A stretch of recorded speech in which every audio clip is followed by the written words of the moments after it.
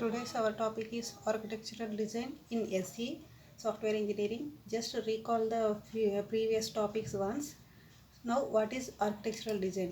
The software needs the architectural design to represent the design of the software. So, IEEE defines the architectural design as process of defining a collection of hardware and software components and their interfaces to establish the framework for the development of a computer system. So ఇక్కడ మనకి first of all architectural design అనేది it represents the design of the software. మన సాఫ్ట్వేర్ని design చేసేటప్పుడు first of all దాని యొక్క architecture requirements ఏంటి అనేది డిజైన్ చేయడమే architectural design. So the process of defining A collection of hardware and software components. So software ఏమేం కావాలి అనేది డిఫైన్ చేయడం, అలాగే హార్డ్వేర్ రిక్వైర్మెంట్స్ ఏంటి అనేది డిజైన్ చేసుకోవడాన్ని ఆర్కిటెక్చరల్ డిజైన్ అని చెప్పేసి అని అంటాం. The software architecture focus on the role of the software components మీద ఫోకస్ చేస్తుంది ఈ ఆర్కిటెక్చరల్ డిజైన్ అనేది. Software components consist of multiple program modules or an object oriented class in an architectural design. So సింపుల్గా program modules అని ఉంటుంది, object oriented classes అయినా కానీ software కాంపోనెంట్స్లో ఉంటాయి. So first of all architectural styles, ఎన్ని స్టైల్స్లో మనం architecture అనేది డిజైన్ చేయొచ్చు. The architectural style is a transformation and it is applied to the design of the entire system. Transformation అంటే ఒక ఫ్లో అనేది ఎలా ఉంటుంది అనేది ఆర్కిటెక్చరల్ స్టైల్ అనేది డిఫైన్ చేస్తుంది. The main aim of architectural style is to build a structure for all components of the system. సిస్టంలో ఉన్న అన్ని components, software and hardware components యొక్క స్ట్రక్చర్ని బిల్డ్ చేయడమే ఆర్కిటెక్చరల్ స్టైల్ యొక్క main aim. Each style will describe a system category that consist of. So ఏమేమి ఉంటాయి అందులో ఈచ్ స్టైల్లో? Set of components like databases, computational modules ఏమేమి ఉంటాయి that will perform function required by the system.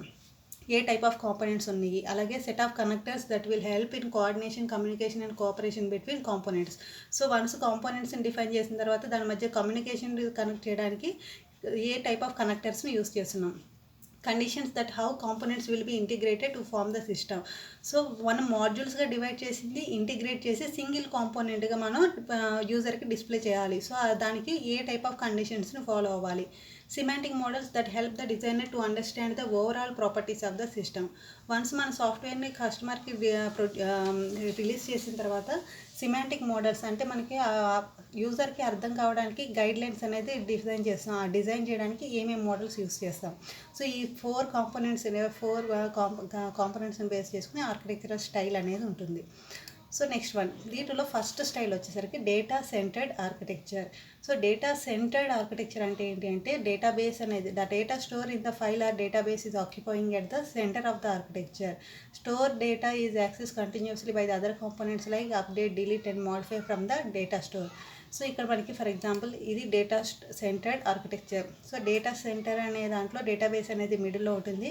Number of client softwares అనేవి ఈ డేటాబేస్ని use చేసుకుంటూ ఉంటాయి. సో ఇది data centered architecture. So next one వచ్చేసరికి data flow architecture. Data flow, so data అనేది one component నుంచి ఇంకో కాంపోనెంట్కి ఎలా ఫ్లో అవుతుంది. This architecture is applied when the input data is converted into a series of manipulative components into output data. So మనం ఇచ్చిన input data అనేది output డేటాకి ఫామ్ అవడానికి ఇవన్నీ ఎలా ఫ్లో అవుతుంది డేటా అనేది ఈ స్ట్రక్చర్ అనేది చూపిస్తుంది. దీంట్లో పైప్ అండ్ ఫిల్టర్ ప్యాటర్న్ అనేది ఉంటుంది. అంటే ఏంటంటే this is the diagram. So ఇక్కడ ఫిల్టర్స్ అనేవి ఏంటంటే మనం ఇచ్చిన ఇన్పుట్ అనేది ఫ్లో అవుతూ ఉంటుంది డిఫరెంట్ మాడ్యూల్స్కి. సో ఫ్లో అయిన తర్వాత ఫైనల్గా మనకి ఒక అవుట్పుట్ అనేది డిస్ప్లే అవుతుంది. ఈ ఫిల్టర్స్ని కనెక్ట్ చేయడానికి యూస్ చేస్తున్న కనెక్టర్స్ని ఏమంటారంటే పైప్స్ అని అంటాం. So filter and pipe style అంటాం, లేదంటే డేటా ఫ్లో ఆర్కిటెక్చర్ అని చెప్పేసి అంటాం దీన్ని. నెక్స్ట్ వన్ వచ్చేసరికి call and return architecture. So call and return architecture అంటే మన ప్రోగ్రామింగ్లో యూస్ చేసే main programming and sub programming model. So ఇక్కడ main programming or sub program architecture. The program is divided into smaller pieces hierarchy. The main program invokes many program components in the hierarchy. That program components are divided into sub programs. Main program అనేది sub ప్రోగ్రామ్స్గా divide చేసి మనం ఎలా అయితే programming చేస్తామో same architecture కూడా main program and sub ప్రోగ్రామ్స్గా divide చేసి ఉంటుంది. Remote procedure call architecture. The main program or subprogram components are distributed in a network of multiple computers. So these diagrams is the main program అనేది controller sub ప్రోగ్రామ్స్గా divide చేసింది. Controller sub programme అనేది application program. ఈ application sub programmes అనేది మనకి employees, మనకి software ఎన్విరాన్మెంట్లో ఉన్న different ఎంప్లాయీస్కి ఈ అప్లికేషన్ ప్రోగ్రామ్ అనేది ఇస్తారు. అప్లికేషన్ ప్రోగ్రామ్స్ అన్నింటినీ కలెక్ట్ చేసుకోవడానికి పైన ఒక ప్రాజెక్ట్ మేనేజర్ ఉంటాడు. సో ప్రాజెక్ట్ మేనేజర్ అనేది కలెక్ట్ చేసుకుని టోటల్గా మెయిన్ ప్రోగ్రామ్ అనేది మళ్ళీ దానికి ఇంటిగ్రేట్ చేసి ప్రోడక్ట్ అనేది రిలీజ్ చేస్తారు.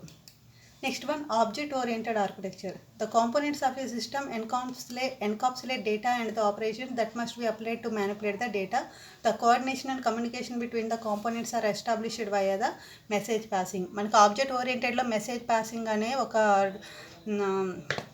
ఫీచర్ అనేది ఉంది. ఆ ఫీచర్లో ఏం చేస్తాం, డేటాని మెథడ్స్ని దాని యొక్క మధ్య ఆబ్జెక్ట్స్ మధ్య కమ్యూనికేట్ అవ్వడానికి మెసేజ్ పాసింగ్ టెక్నిక్ అనేది తీసుకున్నాం. That is object oriented architecture. Next one వచ్చేసరికి layered architecture. So different layers are defined in the architecture. It consist of outer and inner layer. Layers వైజ్గా ఫామ్ చేయడం. ఇప్పుడు మనం ఏదైతే చూసామో మన టోటల్ డేటా సాఫ్ట్వేర్ డిజైన్ మొత్తాన్ని లేయర్డ్గా డిజైన్ చేస్తుంది. Components of after layer main is the user interface option. Components execute the operating system interfacing that the inner layer. Operating system ఏదైతే main components ఉన్నాయో అవి ఇన్నర్ లేయర్లో ఉంటాయి. Inner layer or application layer, utility layer and core layer. So for example, this is the diagram. So core layer, utility layer, application layer, user interface layer. So user interface layer లో components గా divide అయి ఉంటుంది. So user interface layer అనేది user చూసే outlook అనమాట. So దీనికి application layer, utility layer, core layer. ఈ core లేయర్లో యాక్చువల్ ప్రోగ్రామింగ్ అనేది, actual database design, software design అనేది చేసి ఉంటుంది. సో ఈ వేస్లో మనకి different types of architecture styles అనేవి ఉంటాయి. So this is about architectural style. In next class we see about another topic.